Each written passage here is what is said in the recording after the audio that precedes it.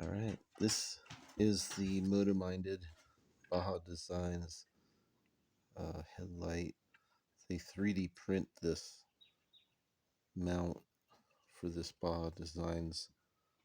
This is a Squadron Sport, and like I say, Motominded on that mount.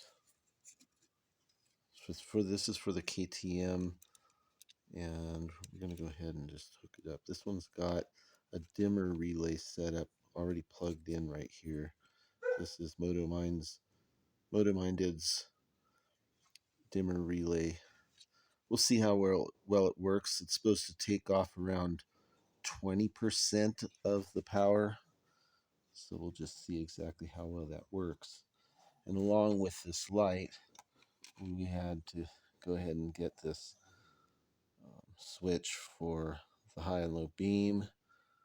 Since we have that dimmer, this thing can do a horn as well at some point if we get a horn. This is from Sicass Racing, I believe. And it is also with these plug and play connectors, same as the headlight. This will plug right into there or there. And then I can plug this one right into the factory headlight harness. And that's all there is to do, other than mount the mount of, the headlight mount. So we're going to go ahead and do that, and we'll find out how good it is.